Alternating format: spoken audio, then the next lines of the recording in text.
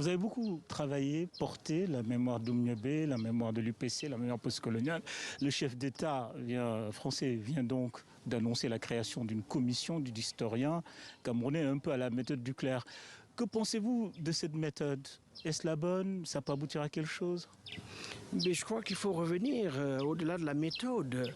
Il faut revenir à ces figures de notre passé. Ruben Oumniobé, Félix Moumié, Osende Afana, Patrice Lumumba, Amilcar Cabral, le chapelet des martyrs des luttes africaines en vue de l'émancipation, c'est un long chapelet. Et donc, en proposant la mise en place d'une commission d'historiens et d'artistes, j'imagine, pour revisiter cette période de notre histoire commune, le président Macron ouvre une possible page qui devrait normalement conduire à la réhabilitation de ces grandes figures et à la réconciliation entre les peuples français et africains. Vous n'êtes pas déçu que les excuses, la reconnaissance, la réhabilitation viennent maintenant, ici et maintenant? Non, il n'est jamais trop tard. L'autre côté, il n'y a pas meilleur moment que maintenant.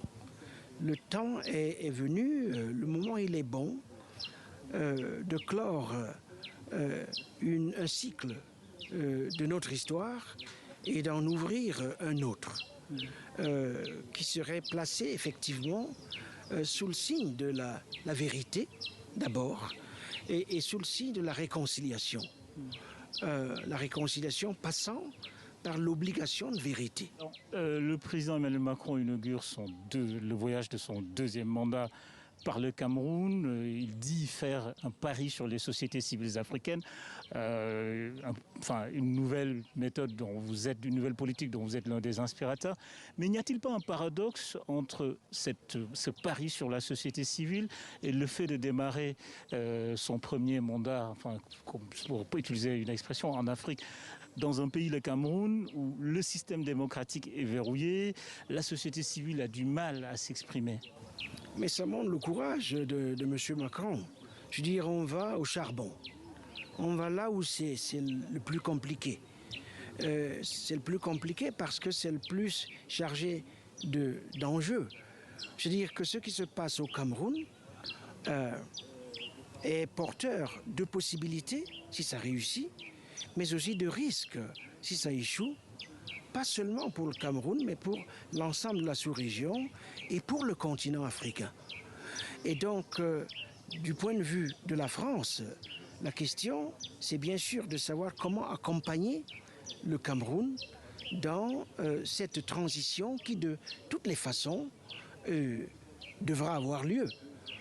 Et pour les Camerounais, de se remettre debout, de se réconcilier entre eux et de reprendre en main leur destin de la façon la plus inclusive possible, sans mettre de côté qui que ce soit. C'est ça le défi.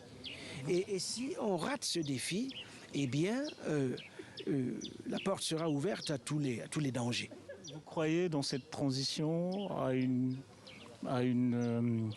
alternance démocratique? Je souhaite pour ce pays, comme pour d'autres qui sont en crise, je souhaite que ces peuples recouvrent la capacité interne, la volonté interne de se réconcilier, de mettre fin aux divisions très profondes qui les écartèlent et de se mettre debout pour le compte du continent tout entier en relançant effectivement le projet d'émancipation, le projet de liberté. Je ne pense pas qu'il y ait quelque choix, quelques options raisonnables en dehors justement de ce choix de liberté. Et par conséquent, de ce choix, qui doit, par définition, être démocratique, c'est-à-dire être issu de la volonté générale du peuple camerounais et éventuellement du peuple africain. Merci, professeur.